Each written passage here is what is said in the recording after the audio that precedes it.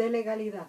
Este espacio en donde les transmitimos a ustedes problemas relacionados con el derecho administrativo, temas también que tienen que ver con los derechos de los ciudadanos, subespecialidades del derecho administrativo, como es el caso de hoy. Esta tarde nos acompaña un distinguido académico y profesionista en el ámbito del desarrollo empresarial, el doctor David Merino Telles, quien es realmente hablar de su formación académica sería ocupar toda la hora de radio propiamente, pero vamos a decir que tiene doctorados, tiene distintas maestrías, tiene una doble carrera, tiene una formación como contador público, también como abogado y no deja de estudiar porque actualmente además está cursando otro doctorado. Profesionalmente destaca de su presencia que es embajador de la ONU o ONUIT Viena aquí en México, es decir, es el representante del sector del desarrollo empresarial de la ONU aquí en México, hoy para que platiquemos con él sobre el tema de los intangibles y también la ley FinTech. Muy buenos días, doctor, un gusto tenerlo aquí en el programa, de verdad. Hola doctora, ¿qué tal? Muy buenos días. Hola amigos, encantados de saludarlos. Y bueno, muy emocionado de poder estar aquí en la facultad, después de muchos años que ya tiene un rato que no regresábamos a la facultad. Bueno, está muy joven usted, además con toda la trayectoria que tiene. Gracias. ¿Verdad? Pues bueno, recordando que estamos transmitiendo desde Avenida Universidad 2219 a un costado de Ciudad Universitaria en las instalaciones de Universidad a Distancia. Vamos ubicándonos un poco en todo el tema, doctor, sobre todo en la perspectiva de que nuestra audiencia está constituida por estudiantes y estudiosos del derecho académicos. Estamos integrados a una red de radios universitarias, entonces pues va un poco más allá de los límites de nuestra honrosa facultad, que ya de por sí pues tiene una audiencia considerable. Sobre este tema de los intangibles, para introducir sobre todo a aquellos estudiantes que no han tenido todavía la oportunidad de cursar una materia como la propiedad intelectual o materias que aborden desde otra perspectiva este tema de los intangibles. ¿Qué son los intangibles? ¿Cuál ha sido y cuál es su regulación jurídica en general? Por favor. Sí, claro, doctora. Yo siempre comienzo cuando toco este tema diciéndoles que tanto a contadores como a abogados nos cuesta mucho trabajo conceptualizar lo intangible porque no nos enseñan en la facultad a trabajarlo. Normalmente un contador está acostumbrado a trabajar con mesas, sillas, micrófonos, pantallas, lo que vemos aquí en la cabina. Con lo tangible. Así es, y dice, bueno, pues lo compré, me dan mi factura y lo pago y listo, ¿no? Pero cuando llega el tema de lo más sencillo de intangible, ¿no? Una marca, un derecho de autor, y dice, bueno, ¿y dónde está? Y lo que ve es un papel, que es un título. Y dice, bueno, ¿y a poco esto vale 1 millón? ¿A poco esto vale 2 millones? Lo mismo le pasa al abogado. El abogado está más acostumbrado a pensar en su mente en cosas tangibles que en cosas intangibles. Y por desgracia, la legislación todavía no está al 100% en México en materia de intangibles. El intangible básicamente, y lo que voy a decir es en serio, es aquello que no es tangible. Es una definición por exclusión. Sí. Básicamente es toda aquella conceptualización que tenemos nosotros con respecto a ideas, con respecto a procesos, con respecto a situaciones que permiten que una entidad económica, llamada persona física o persona moral, pueda tener un ingreso derivado de la naturaleza propia de su actividad. Básicamente ese es el intangible. En materia fiscal contable sí tenemos ahí unos requisitos más, que es que nos genere un ingreso, sí, pero también que sea controlado por nosotros. Ese es un requisito fundamental para que fiscalmente pueda ser considerado intangible. Pero además, no cualquier situación es intangible. Nos ha tocado ya casos donde el intangible resulta que está fuera del comercio, ¿no? O es imposible asignarle un valor. ¿Cómo cuál sería un intangible fuera del comercio hoy en día? Por ejemplo, nos tocó el caso de un restaurante que su principal atractivo es que tienen hostes muy guapas. Ujú. Y nos decía, oye, pues es que vienen aquí a comer los clientes, pues no por la comida, sino pues por verlas a ellas, ¿no? Entonces, oye, yo puedo evaluar, o sea, cuánto dinero dejan ellas a efecto de poderle poner un valor y poderlo deducir. Pues no, o sea, No, la realidad es que sí, está sí, sí. totalmente fuera del comercio, ¿no? Entonces, esa situación nos ha llevado a irnos a las normas de información financiera. Normalmente el abogado, doctora, no está acostumbrado a irse a documentos contables, a lo que es la normatividad contable. Pero curiosamente en este tema de intangibles, la mejor definición de intangible lo tienen los contadores y además que existe un catálogo. Ujú. Hay un catálogo que es la NIF C8, la norma de información financiera C8, que si bien es cierto, dice cómo se deben de contabilizar, evaluar y toda la parte contable, tiene un catálogo. Y en ese catálogo podemos encontrar intangibles que a mí me encanta este tema, porque inclusive nos metemos a temas de competencia económica. Por ejemplo, las rutas de distribución Sí, son un intangible. Y debemos recordar que hace algunos años fue la guerra del agua, ¿no? Que fue muy famosa en COFECO, en la Comisión Federal de sí, sí, Competencia, sí, sí, sí. que fue entre Coca-Cola, Pepsi-Cola y Danone, por la distribución de sus aguas, que cada una tiene su marca de agua. Sí, sí, sí, cuando empezó Así a es. despuntar ese mercado, Y era sí, un me tema de acuerdo. intangible meramente. O sea, no era el agua, era No, la no es ruta de agua. distribución que está considerada como un intangible. O sea, es muy amplio y obviamente entran muchas leyes dentro de esto de los intangibles. Claro, esto de las rutas de distribución, pues no todo el mundo lo ubicamos como un bien propiamente, ¿no? Un Así bien es. de carácter intangible. ¿Cuál sería más o menos la definición que esta NIF tiene sobre los bienes intangibles? Sí, Digo, sí. en cuanto a La complemento. norma de información financiera nos dice obviamente que debe tener un activo intangible, es toda aquella condición de la cual es poseedora o propietaria una persona física o moral, que no tiene sustancia física, desde luego, Sí. que es controlada por esa entidad y que genera ingresos propios, porque es importante, tienen que ser propios, y que ese intangible le da una ventaja competitiva sobre otras personas que se dediquen a lo mismo. Ujú. Creo que, no sé qué opina usted, pero me parece que es como muy completa la Sí, definición, porque más para los efectos fiscales que se puedan tener, así es. desde entrada de lo que es el Sí, y intangible, si lo ¿no? llevamos a un intangible, yo siempre les digo a las personas que debemos de ubicarnos en un intangible muy sencillo que creo que todos conocemos, una marca. Sí, Es como el que todos ubicamos. Y yo les decía, a ver, una marca, pues es propiedad de alguien, sí, existe un documento que así lo acredita, que es un título de marca, sí. o al menos una solicitud de registro. Ujú. Después de eso, bueno, pues esa marca se debe de utilizar, porque por eso es el porqué la ley de propiedad industrial pide que la marca se use, y si no se usa se pierde Se el pierde el derecho, claro. registro o el derecho. Esa marca es controlada por la persona que es la físico moral, porque la puede licenciar, la puede utilizar, y además le genera un ingreso. Que el ingreso además existe un contrato en la misma ley que se llama contrato de regalía y el contrato de licencia de uso de marca.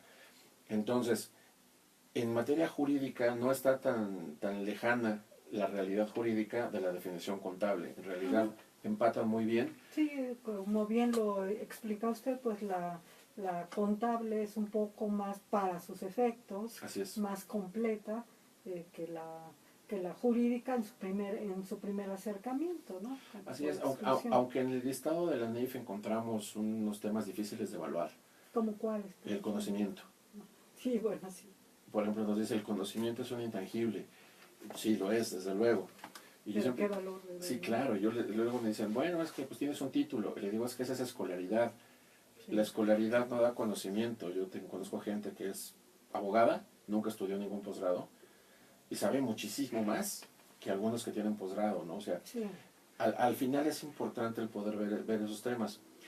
Un punto que a mí me encanta de esto de los intangibles es la gran cantidad de leyes que uno tiene que conocer y que seguimos estudiando porque nos llegan temas, porque realmente en intangibles tenemos todo. Puede ser rutas de distribución, licencias, acuerdos de no competencia, mercados de clientes, marcas, patentes, derechos de autor. Tenemos todo aquello que tiene que ver Claro. con lo electrónico, que ahora está muy de moda y que tiene que ver con El estos, software. el software, el hardware, pero también las redes sociales. Curiosamente, aunque la red social no es mía, porque la plataforma en la cual transmito no es mía, es un Claro. tercero, Sí, sí, sí. el contenido que yo genero sí es mío, pero al mismo tiempo es público. Entonces ahí tenemos un tema interesante que lo hemos estado viendo, porque también tienen que ver estas normas que, bueno, usted es la experta en derecho administrativo.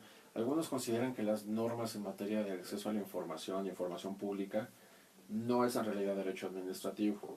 Sí. Algunos consideran que sí, pero independientemente de dónde estén ubicadas, pues lo cierto es que la información que nosotros le damos a las redes sociales, en el momento que lo hacemos, pues es información que se convierte en pública, digamos, entre comillas, porque la red social la puede usar. Aceptamos algo que se llaman condiciones y Condiciones de términos, uso, sí. que nadie los lee, ¿no? Todo el mundo le dice, ¿acepto?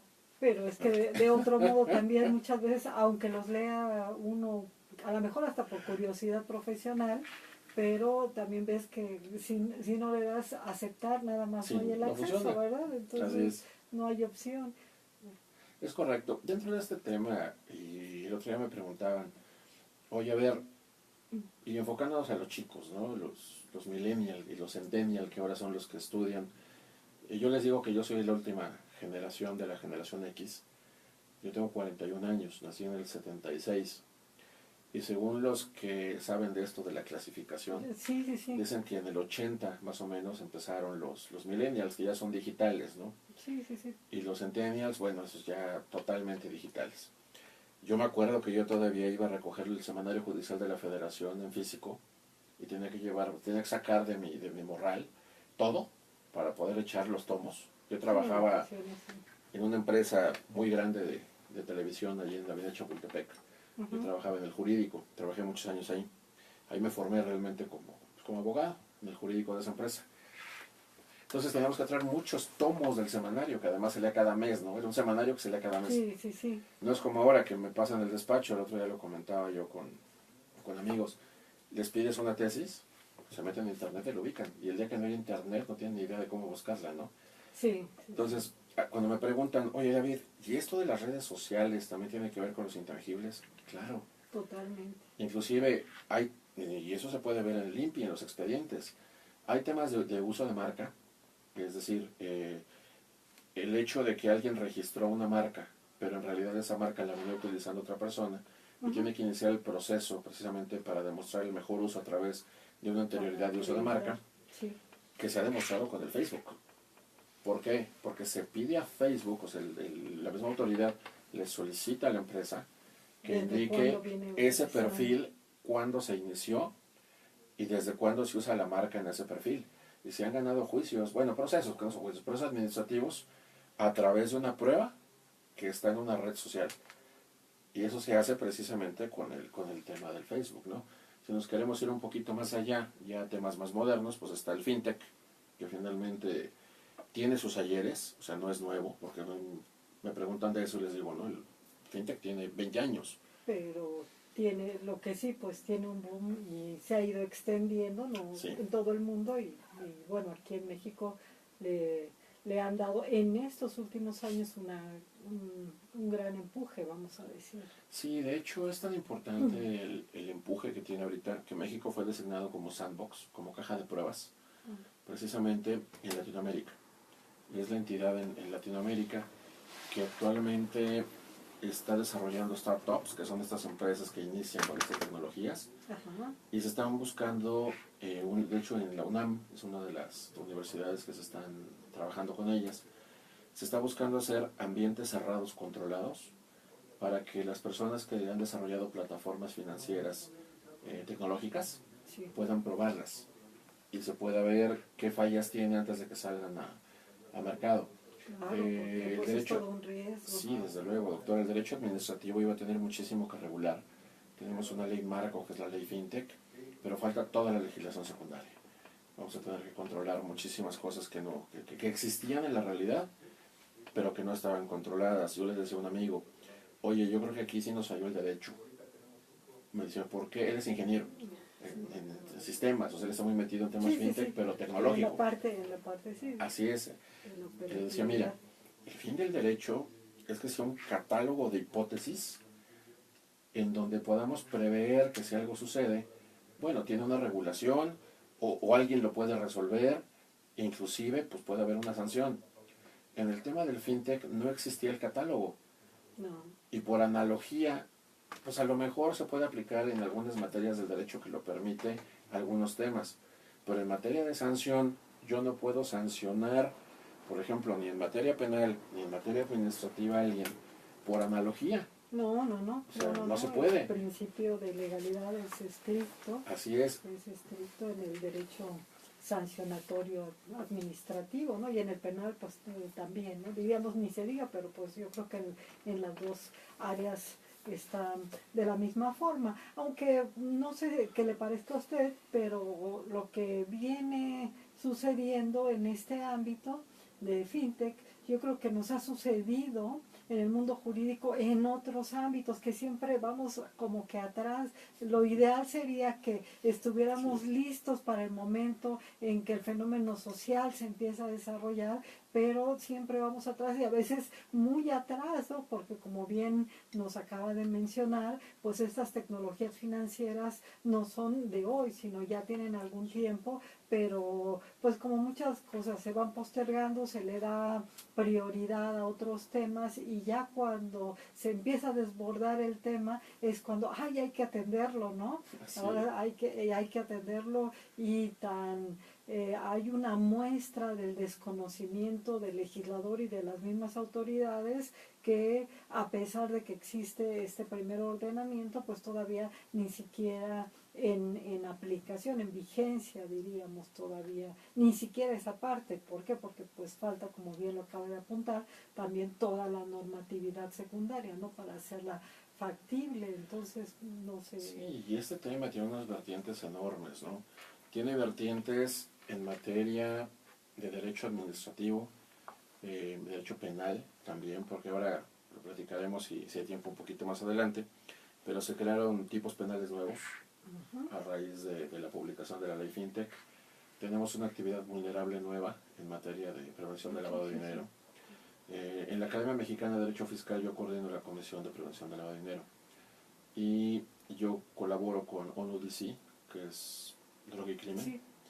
En el tema de PLD. De hecho, yo capacito a la gente de ONUDC en ese tema. Entonces, lo que estábamos comentando era decir, a ver, esto es interesantísimo, porque hay gente que ingresa al tema fintech legítimamente, pues porque quiere hacer una inversión, quiere obtener un préstamo, Sí, claro, claro. pero también hay gente que lo hace pues para esconder ahí Para lavar, cosas claro. que Y si no está buscando, regulado, ¿no? pues se vuelve como un Así poco es. una tierra de nadie. Entonces nos falta ahí modificar muchas leyes, muchas de derecho administrativo, esta rama de PLD que no es penal, pero tampoco Sí, es administrativa. es Es un híbrido. es un híbrido por ahí. interesante. Le decía yo el otro día a un amigo, platico yo mucho con mis amigos, como se dará cuenta, pero le decía, oye, Bueno. a lo mejor valdría la pena que la facultad de Derecho, yo colaboré en algún tiempo en la Facultad de Contaduría, yo nunca he dado clases en la de Derecho, Sí, fui sí, profesor de la de Contaduría de la sí, UNAM. sí, lo vemos.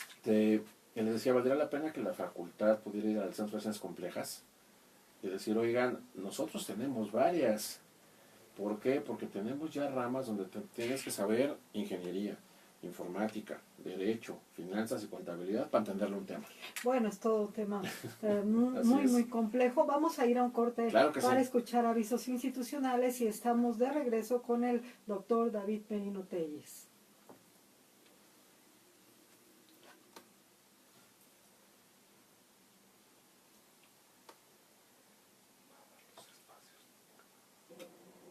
Okay, sí. Vamos a continuar, doctora. Atenta.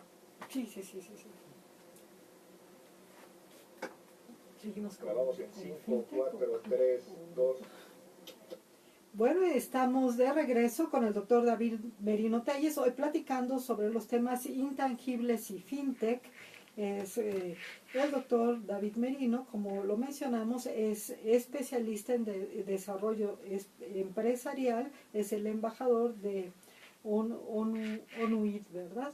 ONUID de Viena y en el segmento anterior estábamos platicando de pues cómo el derecho viene un poco retrasado a atender este fenómeno social de las tecnologías financieras que ya están operando desde tiempo. Decíamos también que pues es un fenómeno social para el mismo mundo del derecho de carácter híbrido, puesto que tiene que ver con el derecho administrativo, con el derecho penal, con el derecho financiero, con el derecho fiscal, y que hay pues en este espacio que actualmente está bastante libre, pues personas, sujetos que realmente ven en las tecnologías financieras una oportunidad para poder acceder precisamente a eso, a productos financieros, de una manera más fácil que en el mundo ordinario, como normalmente lo venían haciendo las instituciones financieras.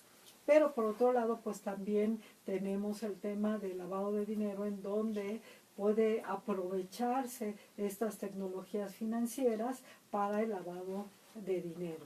Es de este modo, ¿verdad, doctor? Sí, de hecho, uno de los temas que le ha preocupado a todo el mundo, porque aquí sí es literal todo el mundo, es la regulación de estos temas. Y aquí es donde se da la unión entre el intangible y el fintech. ¿Por qué? Porque realmente el fintech se basa en intangibles. Nosotros utilizamos medios intangibles para poder lograr un fin tangible. Cuando les explico yo a los chicos, me gusta mucho dar conferencias. Y debo confesarle algo, doctora. Yo extraño mucho dar clase en licenciatura.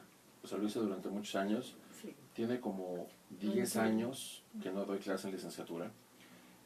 Temas a veces de tiempos. Pero cuando voy a dar clase o cursos que me invitan en las facultades, siempre les pongo este ejemplo. Les digo, a ver, ¿quién ha usado el teléfono para comprar un boleto del cine? Creo que es lo más fácil. Todos alzan la mano, ¿no? Sí, como jóvenes. Y les digo, ok, eso es fintech. Se me quedan viendo y le digo, sí, tiene una parte fintech cuando pagas el boleto. Claro. Ese proceso que se hace es financiero. Pero todo lo demás que hiciste, lo hiciste a través de un intangible. ¿Por qué? Porque básicamente tienes dos cadenas comerciales a las cuales, digo, hay cines pequeños, pero básicamente sí, son dos. Que puedes adquirir Por temas de marca, pues tú decides cuál es. Muchos me decían, es que a mí me gusta más que uno tiene convenio con cierta refresquera y el otro no, porque así fue, ¿no? Sí, Y decía, ese es un intangible. También. Los convenios de exclusividad son un intangible. Claro. Y eso lo hacen los restaurantes también, ¿no? Sí. Con las cervezas y todo esto. Decía, ok, entonces tienes tu primer intangible, la marca. Luego el convenio, porque es por lo que tú vas. Luego, tercero, ¿por qué lo hiciste así? Pues es que es más fácil. Y ahí empezamos a ver el tema intangible que se empieza a dar con el tema financiero y que el derecho lo tiene que regular. Básicamente, los temas de intangibles empezaron a generarse porque se percataron que en cierto momento la competencia en bienes tangibles era brutal, que tenía que haber diferenciadores entre los productos. Y ahí es donde nace la marca. Cada artesano, y esto empieza hace muchísimos años, los artesanos grababan de cierta forma, de acuerdo al producto, su nombre, o sea, empezó con el apellido, sí. Sobre todo en Europa, cuando se generan los ateliers, y entonces ahí se empieza a generar exclusividad. ¿Y qué es lo que sucede? Con el tiempo tú buscabas el producto de tal persona, lo identificabas. Digo, en México lo podemos ver en la Talavera, si volteamos la Talavera a la parte de abajo, viene el nombre del taller. De ahí fue evolucionando, y entonces la competencia se ha hecho tan masiva que tenemos que irnos a un intangible, por ejemplo el servicio. Sí. A lo mejor tú decides, oye, yo quiero comprar a través de una aplicación móvil por el servicio, porque además todos somos iguales. Ahí no tiene nada que ver si uno es millonario y el otro ahorró durante mucho tiempo para comprar un boleto. Sí, ¿no? El que se meta a la plataforma y lo compra primero, se lo lleva. Sí. Y eso le gusta a la gente. ¿Por qué? Porque todos somos iguales en materia tecnológica. El fintech principalmente tiene 3 principios o 3 características. El primero es que es despersonalizado. Y eso es muy importante. ¿Por qué? Porque yo lo estoy trabajando con una máquina, con un software del otro lado. El segundo es que es colaborativo. Vamos a ver que en materia fintech, por ejemplo, el crowdfunding, que es el fondo colectivo, es colaborativo. Y el tercero es que se busca que sea seguro, que sea inviolable, a través de ciertos temas como las cadenas de blockchain que ahora se usan. Y nosotros en Naciones Unidas, y me tomo un minuto para explicar esto, Sí, yo, sí, sí. yo represento en México un programa que se llama 1 Million Startups. Es un programa que nace en Europa, que está auspiciado por la Oficina de las Naciones Unidas en Viena directamente, y es un programa a nivel mundial. Ese es el único programa que yo represento aquí en México. Tenemos que ver con el desarrollo empresarial desde cero, desde las empresas que empiezan. Y la meta es tener 1 millón de startups en el mundo, que si lo multiplicamos por los empleos que genera una microempresa, que son de 3 a 5, que son las que generan las micro y pequeñas, pues estamos hablando de 3 a 5 millones de empleos. Fabuloso. De gente, de empresas reales que pueden crecer. Ese es el objetivo nuestro. Y en México trabajamos para desarrollarlo. ¿Y cómo lo hacemos? A través de intangibles. Y a través de explicarles que existe una regulación muy especial. En materia de intangibles y materia legal, tenemos que entrar, por ejemplo, a leyes como el Código Nacional de Procedimientos Penales, que inclusive ya admite pruebas electrónicas. Tenemos el Código de Comercio, que también tuvo una reforma importante y admite pruebas electrónicas. Y tenemos tesis de jurisprudencia también, donde, bueno, hay una un poco controvertida, que es la famosa tesis de la Wikipedia, que dice que los juzgados... Es una tesis muy curiosa, es en materia administrativa y es de sala. Es de sala, voy a buscarla, a ver si la puedo ubicar, pero nos dice que los juzgadores podrán acercarse a consultar la Wikipedia para poder sustentar sus resoluciones. El tema es que Wikipedia es una plataforma colaborativa. Sí. Ese es el tema que muchos de nosotros decíamos, ¿no? Decir, oye, es que si es un tema colaborativo, pues ¿quién garantiza que lo que allí escribieron no hayan sido inclusive las partes, ¿no? Sí. Sabiendo que probablemente puedan, claro. Entonces, aquí de repente sí la tenemos. Aquí la tengo. Es del Tribunal Federal de Justicia Fiscal y Administrativa. Es el Pleno Jurisdiccional de la Sala Superior. Es el Acuerdo G25-2015, donde se fija la jurisprudencia número séptima, JSS 191. Con el rubro siguiente, Wikipedia. La información obtenida de este sitio de internet puede ayudar a dilucidar algún tema en controversia. Por tanto, las salas de este tribunal, al emitir sus fallos, tienen la posibilidad de acudir a esta. Bueno, pues... Es de sesión del día 15 de abril del 2015. Claro, pero de todas maneras, pues yo creo que sí es un elemento más que refuerza el argumento de esta utilidad, ¿no? De esta utilidad que tienen los intangibles ahora hasta para la resolución o la emisión de una sentencia. Así es. Ahora, tenemos también nosotros ya algunos casos importantes que han sido en contra de empresas, plataformas, buscadores como Google, en los cuales personas que han sido agredidas principalmente en derechos personales, como el derecho a la integridad, el derecho a la fama pública,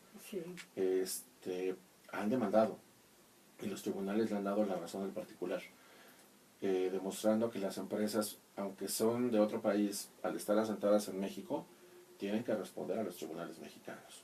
Entonces también ahí nos falta trabajar en una regulación, yo creo que un poco más estricta, con respecto al tema de plataformas. Sí, desde luego sí recordamos este caso, el del maestro Ulrich Richter. Así es. Sí. Saludos al maestro. Y recientemente, si me acuerdo bien, también político Armando Rospiter, claro, también obtuvo una resolución también favorable al respecto, que se suma a la del abogado de Ulrich, lo que es Ulrich Richter.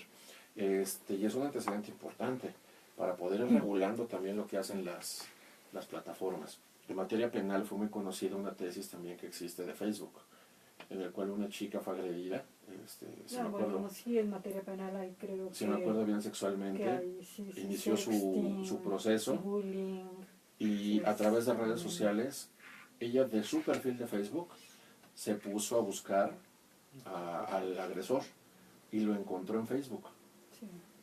Y al Ministerio Público le proporcionó los datos que estaban en Facebook. Y hay una tesis que especifica claramente que si tú subiste tus datos a Facebook, no puedes alegar un derecho a la privacidad o decir que es una prueba ilícita, toda vez que eran datos personales, pues si tú mismo lo subiste a una plataforma pública. Sí. Entonces ahí debemos de tener cuidado con qué es lo que subimos a Sí, Facebook. siempre cuando llegamos a tocar estos temas, siempre les recomendamos a los jóvenes que nos escuchan, pues mucho cuidado con la información que suben, ¿no? Sí. Lo que puede ser un ratito de euforia o un momento de humor, pues a la postre puede resultar dañino para ellos mismos, ¿no? Así es. De hecho, aquí tengo la tesis, si me permite, doctora. Sí, sí, sí. El número de la tesis es 2010-454. Es de noviembre del 2015. Esta que tenemos aquí es de tribunales colegiados del circuito y es una tesis aislada. Pero nos dice, prueba ilícita. No la constituye la obtención de la impresión fotográfica del perfil del imputado en una red social, Facebook, en cuyas políticas de privacidad se establece que aquella es pública. Entonces, es importante, porque esto es un antecedente muy importante, por ejemplo, para la gente que no paga impuestos y que de repente dice que gana poquito y empieza a subir fotos en Facebook, que se dieron a tal claro. lado, se fueron de viaje, se compraron tal cosa. La autoridad Haciendo podrá decir, a la ver, riqueza, ¿no? tú mismo, ¿de dónde? Y se genera la figura de discrepancia fiscal que está claramente establecida en el Código Fiscal de la Federación, ¿no? Sí, sí, sí, exactamente. Bueno, y en esta ley FinTech nos decía, pues están buscando 3 aspectos muy importantes, que sería la seguridad, el anonimato, el otro aspecto ya se me olvidó cuál era.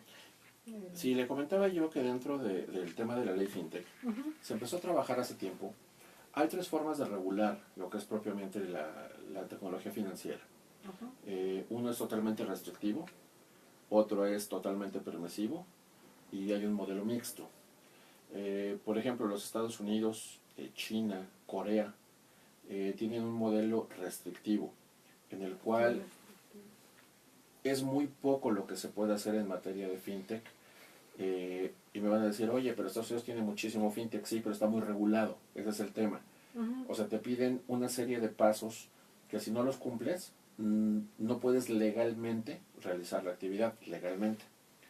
Hay otros países, por ejemplo Suiza, que inclusive está buscando crear su propia criptomoneda o activo virtual, que es al revés, es muy permisivo. Ahí casi es empiézale y en el transcurso te vamos regularizando. Sí, sí, sí. Así es. Y México tomó un régimen híbrido.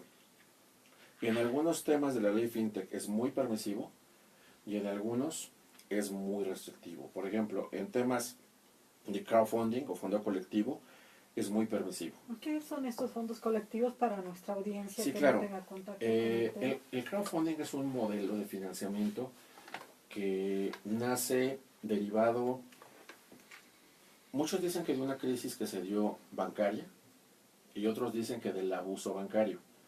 Es decir, básicamente era gente que no tenía acceso a crédito o teniendo acceso a crédito no quería pagar los grandes intereses que en ocasiones cobran las instituciones financieras. ¿Y a dónde recurren? Normalmente cuando estamos dinero recurrimos a los esposos, los papás, los hijos, los amigos. Oye, préstame un dinerito. El mexicano diría una vaquita y finalmente con eso me fondeo. Bueno, el tema es que si necesitas algo más que una vaquita, pues tienes que recurrir a alguien más.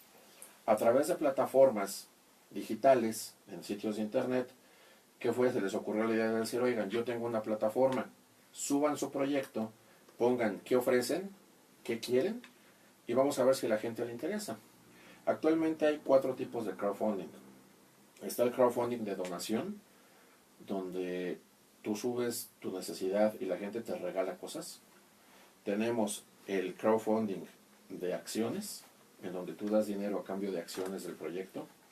El crowdfunding de préstamo, donde tú lo que recibes a cambio no es acciones, sino te regresan tu dinero con una tasa de interés.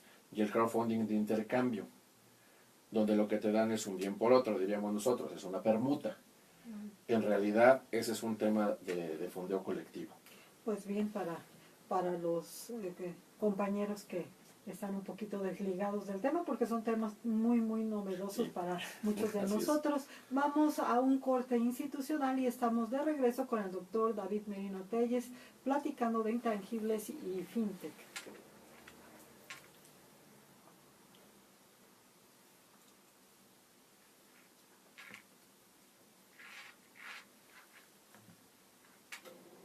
Vamos al último bloque, doctora. Qué rápido. Aquí, si me permite, me concentro Atenta. en los temas de fintech de la ley. Ok. Excelente, muchas gracias. Sí. Grabamos en 5, 4, 3, 2. Regresamos con el doctor David Merino Telles, hoy platicando sobre el tema intangibles y fintech, recordando que estamos transmitiendo desde Avenida Universidad 2219 a un costado de Ciudad Universitaria. Doctor David Merino, nos quedamos pues en esta situación de los crowdfunding que regulan o intentan regular la ley FinTech a través de lo que usted nos exponía, es un sistema híbrido, un sistema mixto que ha adoptado México, ¿no? Nos Así es. decía, hay un sistema de mucha apertura, de mucha libertad, como en el caso suizo, otros de mucha regulación, en el caso China, Estados Unidos, y este sistema híbrido o Sí, mixto. le comentaba el sistema híbrido, le explicaba yo que tenemos un caso como es el crowdfunding, el fondo colectivo, que está muy abierto en México, permite las 4 plataformas, pero tenemos temas en donde el gobierno mexicano ha sido muy restrictivo, como el caso de los activos virtuales o criptomonedas, Las criptomonedas. en donde inclusive claramente la ley establece que se llega a ver un tema de pérdida económica para la gente que invierte en este tipo de activos, no tienen una garantía, como lo tiene una cuenta de ahorro, una cuenta de inversión bancaria. Y esa es una leyenda que además deberá de poner claramente el inversor, o sea, el que recibe el dinero, hacia el inversionista. Y explicarle que recibe el dinero, que tiene un nivel de riesgo alto, Muy alto. y que así como un día de repente se dispara, pues el otro día puede estar abajo y puede perder. Y que no hay una garantía que el gobierno vaya a dar con respecto a esos depósitos. La ley FinTech como tal, pues se publicó el 9 de marzo de este año. Sí, Así es una ley muy novedosa. reciente. Y está conformado por 145 artículos. Y la ley está dividida en 7 títulos. No es una ley perfecta, es una muy buena ley, eso no lo digo yo, lo han dicho los grandes Bueno, pero que usted lo diga para nosotros es muy estudiosos. importante porque es un... Se considera que es de las más completas, porque realmente lo que se estuvo haciendo por muchos años en muchos países era regular por acuerdo. En esto usted es experta. ¿Qué sucedía? De repente decían, oye, nos crecieron los enanos, estos que prestaban dinero, pues ya no son poquitos, ya son muchos. Sí. ¿Cómo los regulamos? Pues de acá quemando la iniciativa al Congreso y demás. Entonces, ¿qué hacían? A ver tú, equivalente, ¿no? De la Comisión Bancaria, emite una circular donde pongas un poco de orden, entonces emitían circulares. Y así empezaron a regular el Insurtech, por ejemplo, que es tecnología aplicada a seguros, el Fidutech, que es tecnología aplicada a fideicomisos, el FinTech, que básicamente es al sector en general, al crowdfunding. Entonces llegaba un momento en el cual teníamos una circulititis impresionante, porque eran meramente o decretos que emitían las autoridades del poder administrativo, pero que no era una ley. Con tal de poder Así es. mitigar un poco Realmente esta la ley, falta de regulación. sí, esta ley lo que hace es que sí nos define que es una plataforma de tecnología financiera. Y básicamente es la plataforma que permite la celebración de operaciones de servicios financieros. Si yo reservo los boletos para el cine en la aplicación, no hice fintech. Utilizo una plataforma. Pero en el momento que los pago, en ese momento sí estoy utilizando tecnología financiera. Y obviamente hay una parte muy importante, son los intermediarios y reguladores. No nada más se regula las plataformas de crowdfunding, la criptomoneda y los activos virtuales. Quiero aclarar que criptomoneda sí hacemos esa diferencia y sí la hago yo también, porque sí existen las criptomonedas. En Venezuela existe el Petro, que sí cumple con los requisitos de moneda. Está respaldada por un Estado, está regulada por un banco central y tiene una garantía de algo. El Bitcoin no lo tiene, el Ethereum, todas estas no lo tienen. Es decir, sí tiene una cadena de bloque, están definidos, pero es oferta y mercado. Entonces, por eso el Banco de México también le llama activo virtual. Y consideramos que es un excelente medio de pago, pero con materia de inversión es sumamente riesgoso. Pero la ley no nada más regula eso. Regula también estos dispositivos que se conectan en el celular y que convierten el celular en una terminal de pago, una TPV, una terminal punto de venta, para que uno pueda deslizar tarjetas sin necesidad de ir a un banco a pedir una terminal bancaria. Esos servicios de intermediación financiera también lo están regulando. Sí, eso es muy novedoso porque si no lo Sí, sabía. esto de repente lo usan mucho en los bazares, por ejemplo, que se ponen Sí. en la colonia Roma, la Condesa, Coyoacán, en donde pues yo llego, pongo mi mesita, mis cosas, y llega alguien y me dice, oye, me llevo esto, pero no traigo efectivo. Entonces hay 2 o 3 empresas ya muy grandes en México que a través de un dispositivo que se conecta de donde va el auricular o donde va el cargador, se convierte en una terminal bancaria. Entonces es muy interesante de repente el ver esto. Se creó un comité, que es un comité interinstitucional, que está conformado por el Banco de México, por la Secretaría de Hacienda y Crédito Público y la Comisión Nacional Bancaria y de Valores, que precisamente es el comité que se va a encargar de regular, imponer sanciones y todo lo demás que sea necesario, ¿no? Como lo especifican ahí en la norma, que veremos qué es. Pero de esa forma está estructurada la ley. La ley. Tiene el tema que platicábamos de prevención del lavado de dinero, al generar una nueva actividad vulnerable. Contempla delitos, que curiosamente unos meses después de que salió esto, de repente vino el famoso hackeo bancario, que se hizo a través de los intermediarios de conexión al sistema SPEI. Entonces, bueno, pues parece que cayó así como anillo al dedo, ¿no? Y como les decía, crea un grupo que se llama Grupo de Innovación Financiera para intercambio de opiniones, donde básicamente estarán las cabezas de las entidades que realizan fintech en México.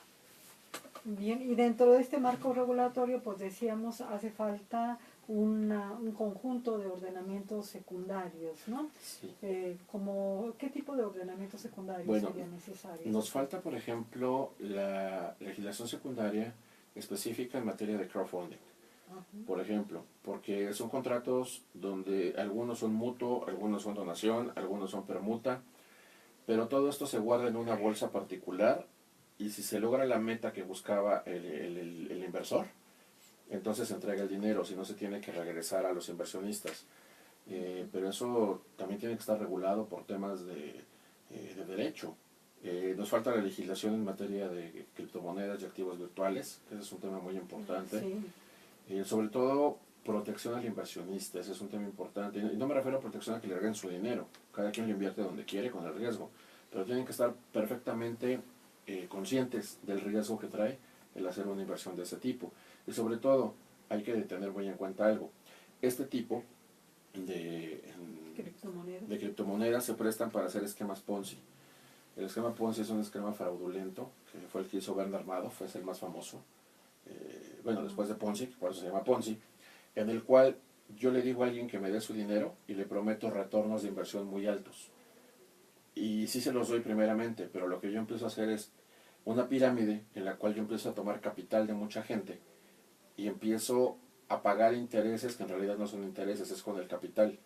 Pero lo que yo hago es hacerme rico con el dinero de otros. El sistema funciona perfecto hasta que todos al mismo tiempo me piden que les regrese su dinero, porque ahí es donde ya no me va a alcanzar. No hay dinero. Entonces, para evitar ese tipo de esquemas de la gente que diga, oye, yo hago bitcoins o yo hago minería, la minería es un término que se utiliza dentro de lo que es la criptomoneda. La minación de datos es la validación de operaciones que realizan a través de sistemas computacionales y algoritmos matemáticos para poder hacer esta cadena de bloques. Y es una forma en la que se puso para ver que las operaciones sean reales, pero en México se tienen que controlar, se tienen que regular. Por seguridad, quiero aclarar, de los inversores que están metiendo su dinero a comprar este tipo de activos. Tenemos también el tema de algo que ocasiona el fintech es que se considera que a veces genera competencia desleal. Así lo consideran algunos. ¿Y cuál es su opinión al respecto? ¿Sí genera esta...? Yo creo que son mercados distintos, sí, ¿no? y yo creo que si está regulada no es desleal. Por ejemplo, los bancos dicen que estas plataformas que convierten el teléfono en terminal para recibir tarjetas de débito o de crédito, les quitan mercado. Bueno, pero eso es como cuando se empiezan a expandir los servicios, sí, claro. ¿no? Entonces, o a la misma competencia. Sí, desde luego. Entonces lo que nosotros decimos es bueno. Lo que pasa es que a veces un exceso de regulación, y me refiero aquí a regulación interna del banco, para poder hacer pedir una terminal, te piden saldos mínimos, te cobran comisiones, etcétera. Sí. Es mucho más fácil y es real. Pueden ir ustedes a tiendas departamentales y agarras tu dispositivo, en la caja lo pagas, te metes, lo das de alta, 5 minutos lo conectas y ya te es terminal bancario.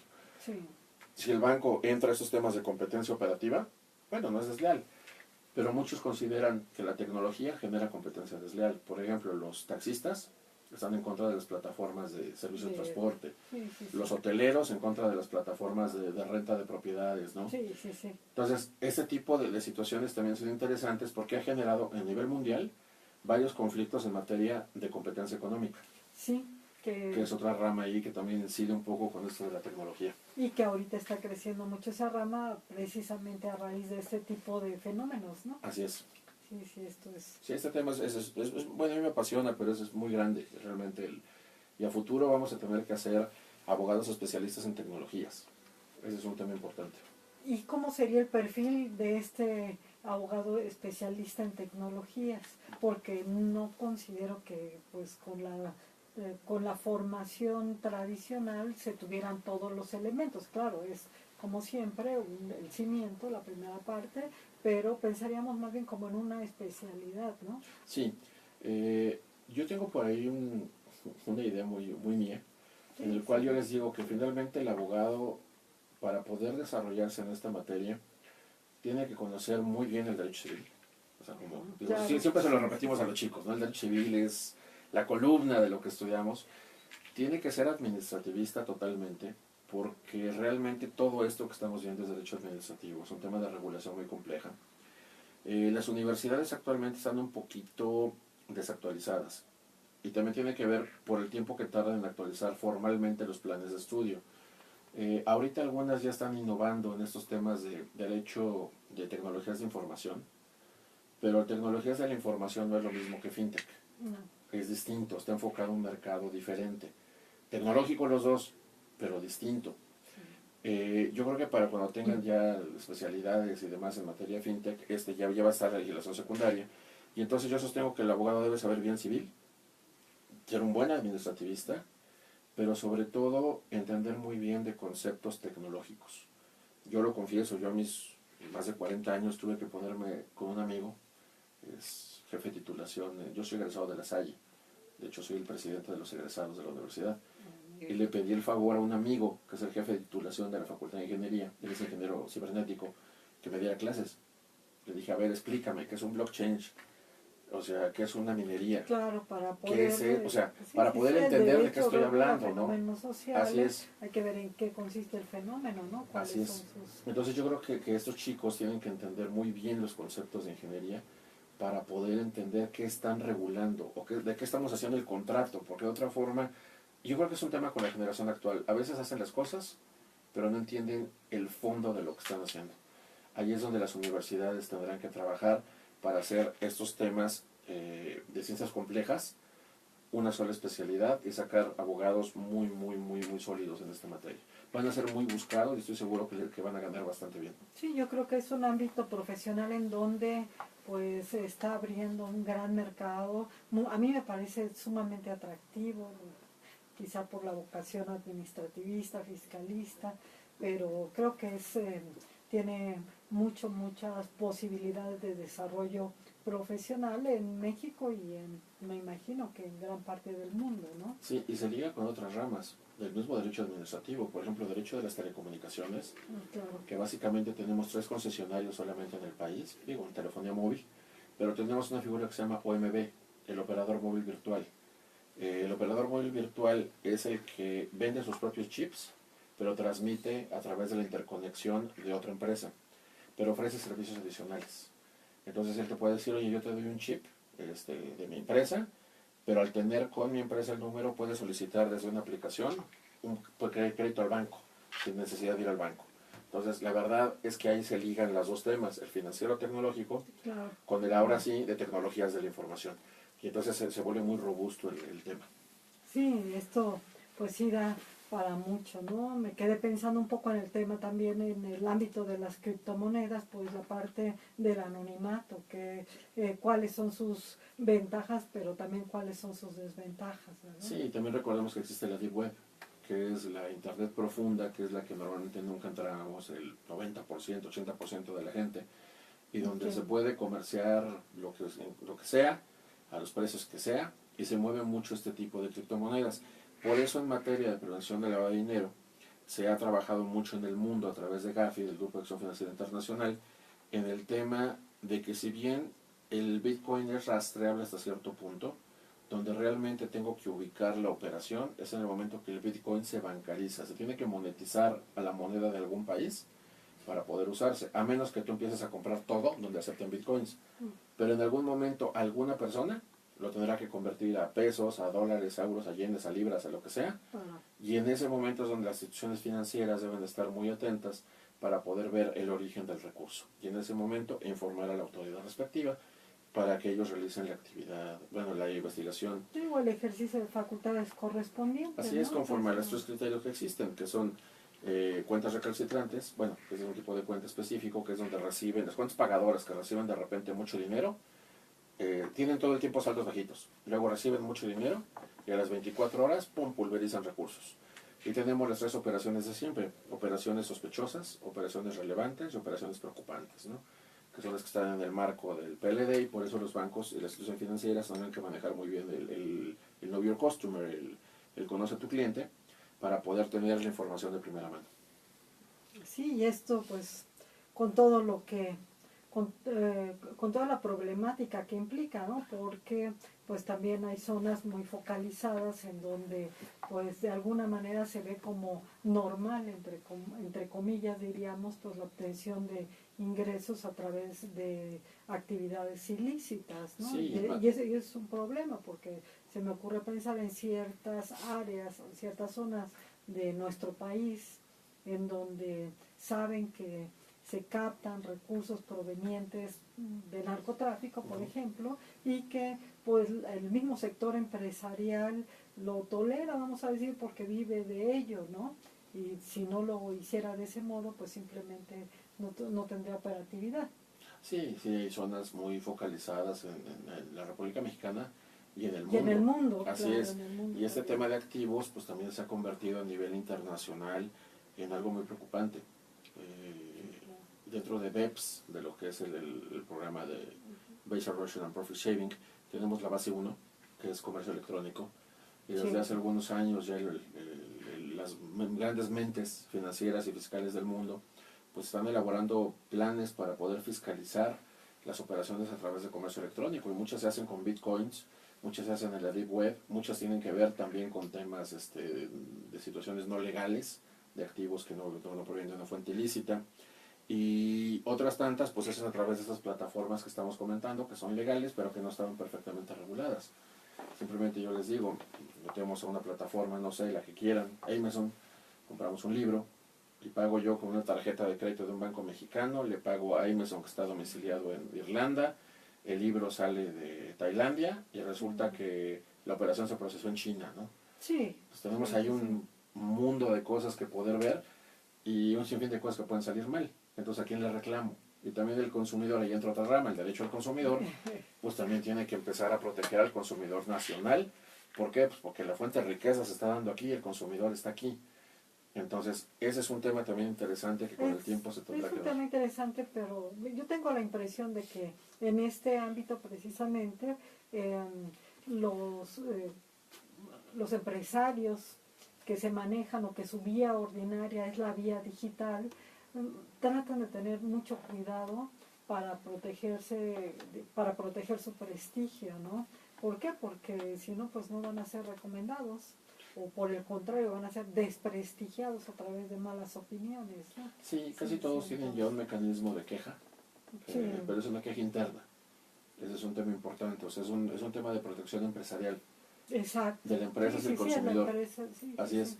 pero no hay todavía una regulación que obligue No. propiamente a esas plataformas a tener un estándar mínimo, digamos un ombudsman del consumidor dentro de sus empresas.